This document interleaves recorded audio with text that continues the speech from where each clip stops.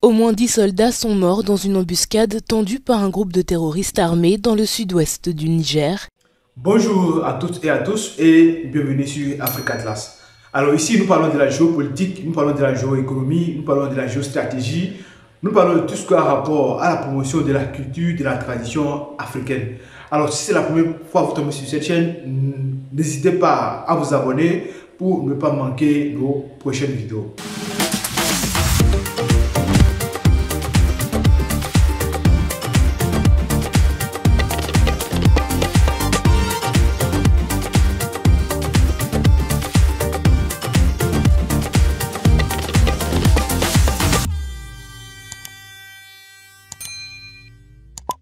Alors aujourd'hui, nous allons aborder un nouveau sujet. J'avais déjà abordé brièvement le sujet et j'avais laissé un aspect de ce sujet très important, voire même capital aujourd'hui, et il s'agit du Niger.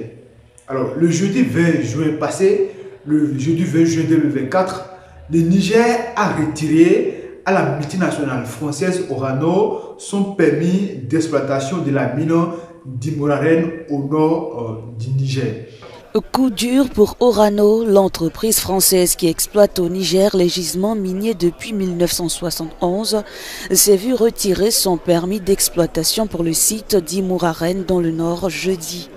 Alors c'est une mine très importante parce que c'est une mine qui a des réserves estimées à plus de 200 000 tonnes d'uranium, ce qui est énorme. Et nous savons tous que la France est très dépendante de l'uranium pour son alimentation électrique. La France consomme énormément de l'uranium parce que la France a pour source d'énergie électrique soit 10% de l'uranium. L'énergie électrique de la France tout entière provient à 70% de l'uranium. Et depuis 1970, que l'entreprise Orano s'est installée au Niger, d'abord sous le nom de Arriva, et elle est devenue Orano. La France a déjà eu à bénéficier des tonnes et des tonnes d'uranium pour alimenter ses centrales nucléaires. Alors, vous n'êtes pas sans savoir qu'il y a un coup d'État au Niger qui a changé beaucoup de choses. D'abord, tous les militaires qui sont présents sur le sol nigérien ont été expulsés, que ce soit les militaires français ou les militaires américains. Alors, les événements ont encore plus de tourner et très récemment, comme je le disais, le jeudi 20 juin 2024, le Niger a retiré le permis d'exploitation à cette société française qui s'appelle Orano. C'est une décision historique, c'est une décision forte que même l'Élysée a ressenti ces chocs. Parce que l'uranium est une ressource stratégique, non seulement pour produire de l'énergie pour la France, mais aussi des armes nucléaires. Alors, il faut aussi savoir que c'est pour cette raison-là même que les États-Unis ont quitté le Niger parce que les États-Unis étaient accusés, le Niger, de diversifier ses partenaires, de travailler avec l'Iran qui est l'ennemi juré des États-Unis, et ainsi de suite. Bref, cela ne fait pas objet de cette vidéo. Aujourd'hui, nous allons découvrir quelles peuvent être les conséquences sécuritaires de ce retrait de permis d'exploitation de l'uranium d'Imouraren à l'entreprise française Orano. Alors, la France a toujours réprimandé ces ex-colonies qui prennent des décisions qui ne l'avantagent pas.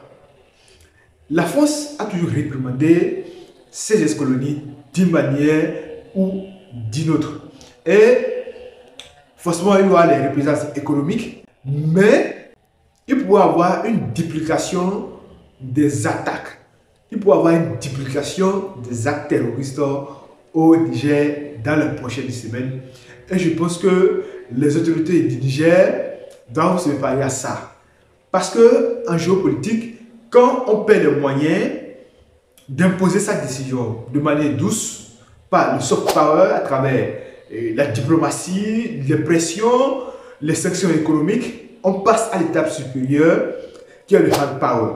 Et dans le hard power, tous les coups sont permis. On peut soutenir les rebelles du Niger, on peut soutenir en tout cas tous ceux qui s'opposent au gouvernement nigérien en place aujourd'hui pour essayer de casser les dynamiques de révolution, les dynamiques de changement, de stratégie qui sont en train d'être mises en place. Alors, pour que vous compreniez bien, on va parler brièvement d'une petite histoire. On va aller en Guinée. Alors, en 1958, en Guinée de Sékou Touré, Guinée-Conakry, il avait été programmé un référendum dans les pays de l'AOF, c'est-à-dire les pays de l'Afrique occidentale française. L'Afrique, les pays africains qui étaient sous la tutelle française. Alors, quand le référendum a été organisé, le général de Gaulle, qui était le président de la République française d'alors, a passé dans plusieurs pays, au Sénégal, en Côte d'Ivoire. Et après ça, les colonies ont passé au vote. Et parmi tout cela, c'est la Guinée de Sékou Touré qui a voté non et qu'il préfère l'indépendance. Et justement, quand les populations ont voté, quand ils ont participé aux élections, au référendum, le peuple guinéen, avec sous le leadership du président d'alors, le charismatique Sékou Touré, ils ont dit non à la France et ils ont choisi l'indépendance. Les conséquences ont été tragiques. La Guinée a décidé de créer sa propre monnaie. Je vous assure que les conséquences sont là aujourd'hui parce que la Guinée, sa monnaie ne vaut presque rien jusqu'à aujourd'hui.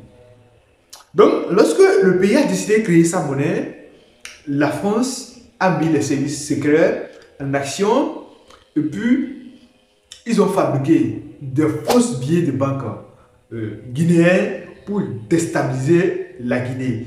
Ils ont également financé les groupes rebelles pour déstabiliser la Guinée. Suivez ce reportage-là. Autre que Jacques Foccart, l'homme de résurrection, comme conseiller spécial pour l'Afrique. Foccart est un expert des services secrets et des jeux de coulisses qui ne répond à personne d'autre qu'à De Gaulle. Après avoir brillamment manœuvré le retour au pouvoir du général, son nouveau mandat consiste à placer les pions de la France en Afrique, en jouissant de tous les instruments de l'État, incluant les services secrets, l'armée et les réseaux diplomatiques. Foccart conseille de faire exactement la même chose qu'en 1946, moderniser le rapport politique avec les colonies, mais de manière superficielle, afin de maintenir le contrôle effectif sur les ressources. L'Union française deviendra ainsi la communauté française. Noir sur blanc, la France conserve un contrôle sur tout ce qui compte vraiment, soit la politique étrangère, la défense, la monnaie, la politique économique et le contrôle des matières premières. Pour valider la nouvelle République et cette fameuse communauté française, un référendum est organisé en France et à travers tous les territoires. Pour De Gaulle, il est absolument primordial de garder le contrôle sur l'entièreté des colonies, donc les enjeux sont énormes. D'abord, ceux qui l'ont amené au pouvoir s'attendent à rien de moins, mais encore plus, en pleine guerre froide, l'approvisionnement en pétrole en provenance du Moyen-Orient est de moins en moins fiable. L'Égypte de Nasser se rapproche de l'URSS et la France est terrifiée à l'idée de perdre l'accès au canal de Suez. Quand Nasser décide de le nationaliser, les Français et les Britanniques envahissent littéralement l'Égypte avec l'aide d'Israël. L'épisode se termine seulement quand les Soviétiques brandissent la bombe nucléaire et que les Américains menacent de dévaluer les monnaies de la France et du Royaume-Uni.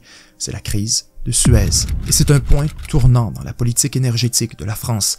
Car les Français savent qu'il y a du pétrole dans le Sahara, en Algérie, mais aussi en Afrique subsaharienne, notamment au Gabon.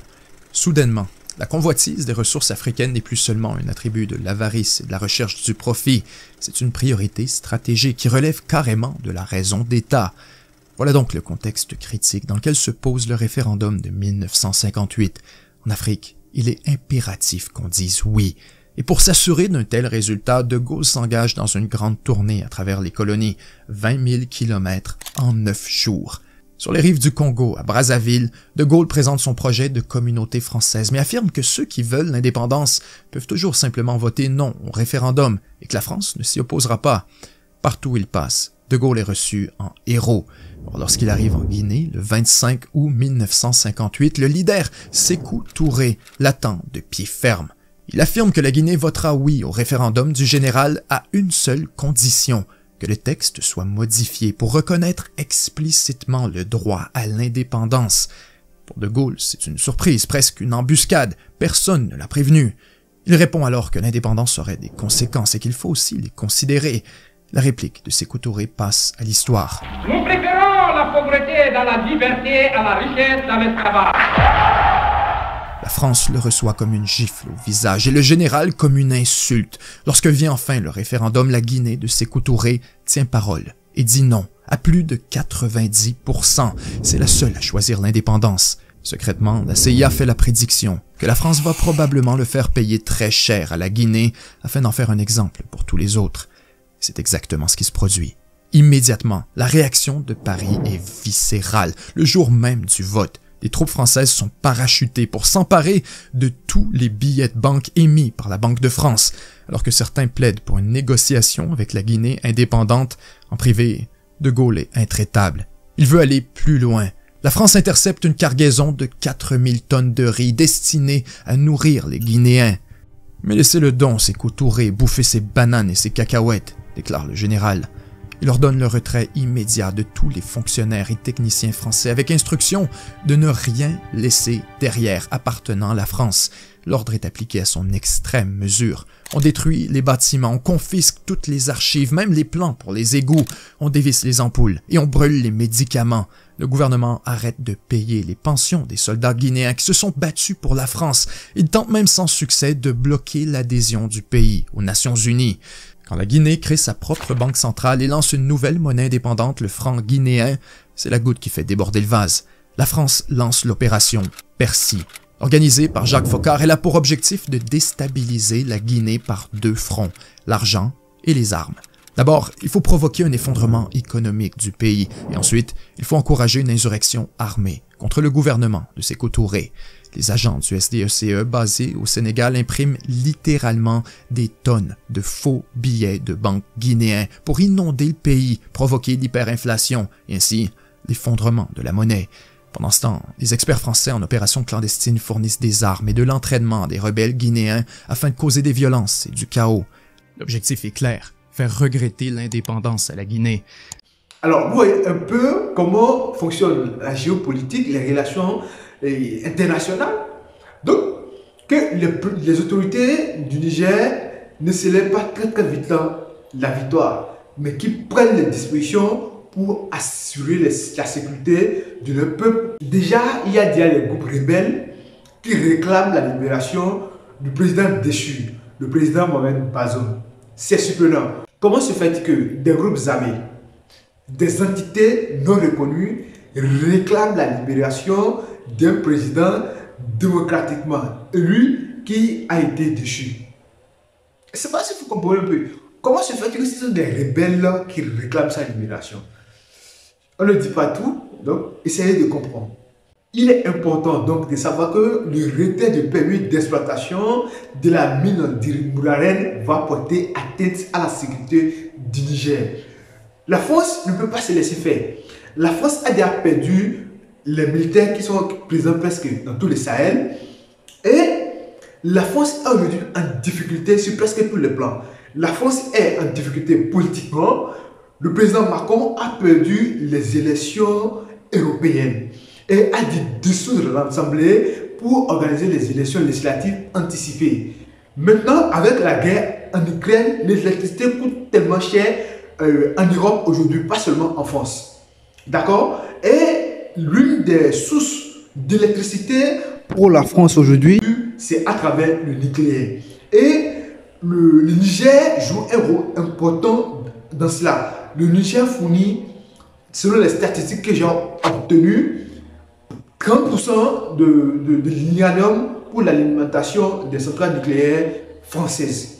30%, c'est énorme. Comment est-ce que la France pourra remplacer cela rapidement pour combler ce vide-là? Donc, la France mettra tout en œuvre pour essayer de renverser le pouvoir en place. Il mettra tout en œuvre pour essayer de reprendre le contrôle sur le Niger, mais aussi sur les autres pays de l'AES. Alors, voilà mon apport concernant le sujet. Abonnez-vous, likez, partagez et on se retrouve très bientôt pour de nouveaux sujets.